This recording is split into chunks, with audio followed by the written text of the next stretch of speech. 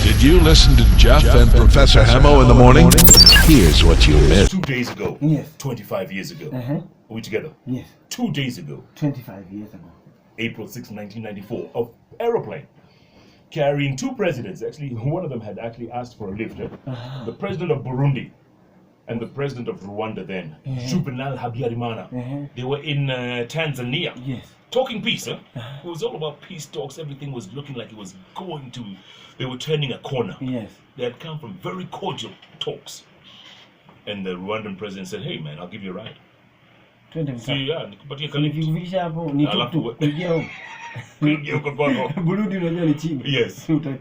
As they're landing into Kigali airport, approaching at about 6:45 in the evening, something takes out that plane carrying the two presidents. That there becomes the signal that now is the beginning of the genocide. In the lead up to all this, the Interahamwe, the people who were in government then, the militias, had recorded exactly where people were staying, living, streets, house numbers, where all the Tutsis were staying. They knew exactly. Yes, Interahamwe was the Hutus. Yes. Now they were recording where exactly does this person live, that person, that person, that person. Yes. They had it all down packed. So when this plane was taken down, that was the signal for the killings to begin. And even the prime minister, a woman, Agnes, what was her name? Oh, I forgot. She was a woman, prime minister, was being guarded by Belgian troops from the UN. Belgian troops, about 10 of them. They even attacked her home. They slaughtered these Belgian peacekeepers and slaughtered the prime minister as well. And for the next 100 days, the killing, the raping, the looting, the murder, the mayhem would continue across the country. 100 days later, more than 1 million, mostly Tutsis and some moderate Hutus, had been slaughtered. Can you imagine? That's about 10,000 people a day. My goodness. When you think of Nyayo Stadium, capacity Nyayo Stadium is what? About 40,000? Yes. Some 40,000. 40. Those are 4 days. In 4 days. In 4 days, what your uncle? And it's only 40, eh? So you do another 40. Yes. Another 40. Another 40. 25 times Nyayo Stadium full. 25 times. Do that math. The madness. And most of the people, they were coming to people's homes and slaughtering en masse and not even checking. For the most part, they'd kill, get tired, sleep, get up, continue, killing. And it's machetes. Yes, and people are now escaping. Where do you escape? Most of them would escape into pit latrines.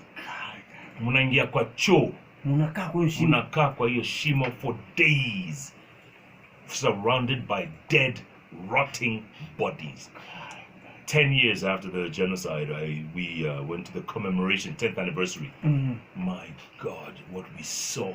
There's a woman, they had just built this memorial, the genocide memorial. They had just completed it, literally. So they were having former victims as guides. So we met this woman. She was, how old was she then? Maybe 26, huh? So she was 16 when the genocide happened. And she was taking us around and she was telling us how she was in this compound with about 25 of her relatives. Each and every one of them got slaughtered. And she had to lie underneath one of the bodies in a pit latrine for days. For days. By the time she came out, she was like an animal. Like an animal. Everyone had the trauma. The trauma, the death, the disease, the stink, the stench. And it took us so long to recover. It took us the longest time. And some of them will never recover because of what they saw. Yes. We went to visit a church about 30 minutes out of Kigali. As they were still building this memorial, right? Most of the bodies lay where they were slaughtered. Around the countryside, in fields, maize fields and avocado plantations and tea farms and coffee farms. That's where the bodies were. No one would bother removing them. Yeah, there are too many. So we went to this church, a place called Nharama, in Harama, about 30-minute drive outside Kigali. Yes. And we entered this church. This church was, like Kiamba Church. Yes. About 5,000 people were in there. Obviously, when trouble starts, everyone thinks, you go to your local priest and he will protect you because, God is there in this house, everything. And people respect the church. The church. These guys were in the church, they were singing hymns, they were praying, they were, and they were surrounded by these in Teramwe. And after maybe, 12 hours or 14 hours, Interamwe said, you know what, forget about this. We're not waiting any longer. So they started tossing grenades through the windows. Grenade after grenade, boom, boom, boom, boom, boom, boom. And then, as the people were scattering all over the church, they opened the doors and now they fired on everybody, men, women, children. And once the bullets finished, they started now hacking the rest. Machetes, pangas, axes, garden hose, you name it.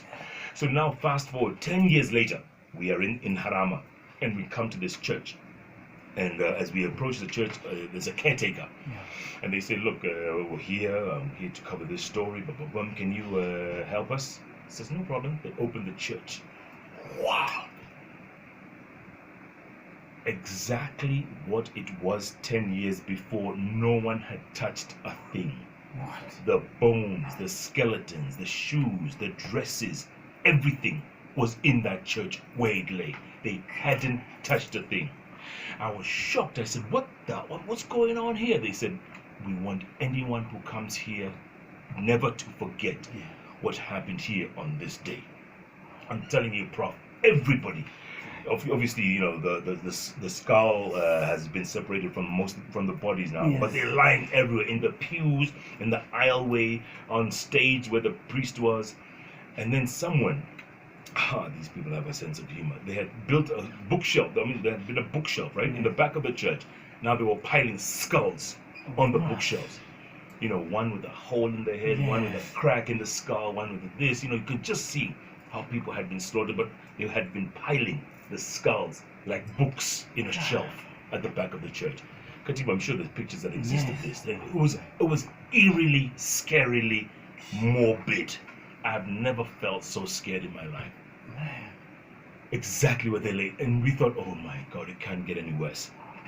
We go back to Kigali, we found the story. The next day we were told about a place called Gikongoro. I remember the name so well because the green hills was like Kericho. Yes. Beautiful green rolling hills, nice environment. And it was a school area, like education area. So there were lots of high schools in that area. Yes. Beautiful. So we drive into this high school. First thing we see is, again, a guide. This guy has a bullet hole in his head, right? And you can see it hasn't quite healed. There's a big open gash in the front of his head. And you look at him, you can't avoid looking at him, and you're asking, what happened to you? They said, oh, they came in the middle of the night, and I'm lucky.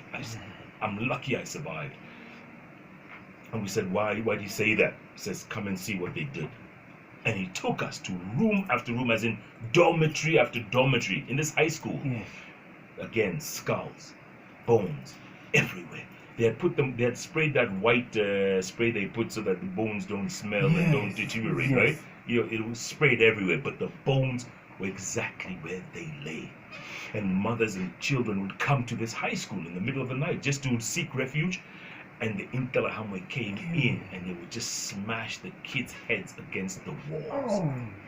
Little 2, 3, 4-year-olds smash their heads against the wall, saying we're here to annihilate this entire tribe. Kill the cockroaches. To annihilate an entire community. Can you imagine the madness, the savagery, the barbarism? I have never ever seen anything like it. These guys were determined to do what they did.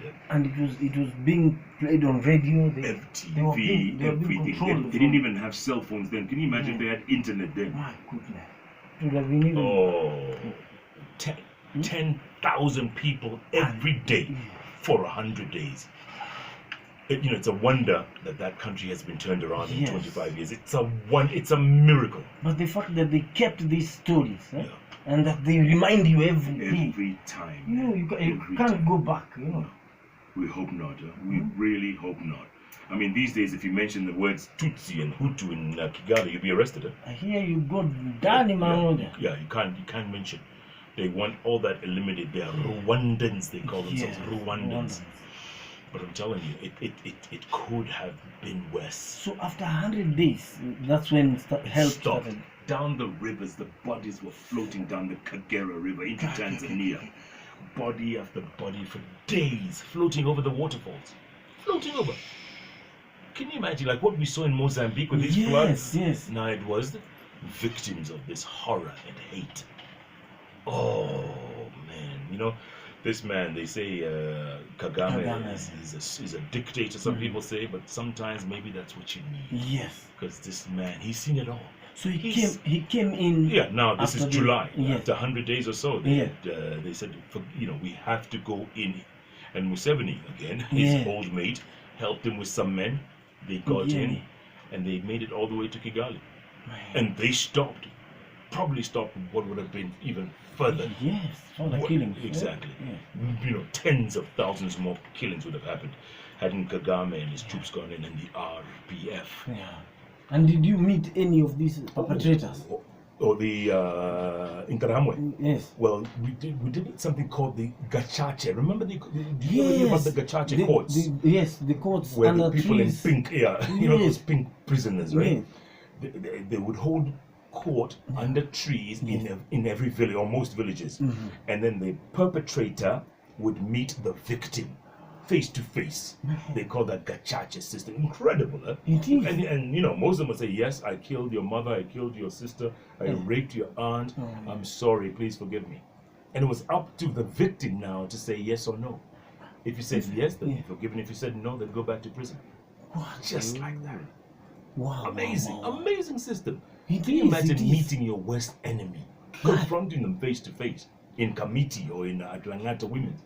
I've seen they say, videos yeah. of families being shown videos of And people in committee who want to say I'm sorry, but they can't take it.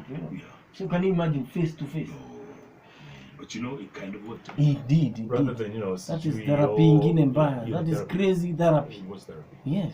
It was therapy, and the country moved on. Oh yes. But Wow. yeah, I hope it never happened ever again. It will I never. never want to see that, even to my worst enemy, honestly. And I've covered wars and civil wars in Liberia and Sierra Leone and Somalia and other places, but Rwanda was scary. Was scary because of its effectiveness. Yes. How they planned it to the last. Meticulously. It was meticulous, Yeah. and it's everywhere at the same time. At the same time. That's why it was so effective. Yeah. 1 million people in 100 days. And you say that there's no big difference between the Hutus and the Tutsis. If they walked into this room here, you wouldn't know. You wouldn't know. But who gave them this? The Belgians, of course. My goodness. The colonial masters, let's say. Who favored one against another. Divide and rule, divide and conquer. Created it so well It's that an in their age-old story, mind, my friend. Age-old story. Yeah. they speak the same language. exact same language, everything. It's just like a clan. Yeah. Different, just clans. That's it. Unbelievable. But 25 years later, can you imagine? A whole generation has grown up post-genocide. Yeah. There's hope. There is hope. There is. This is what we call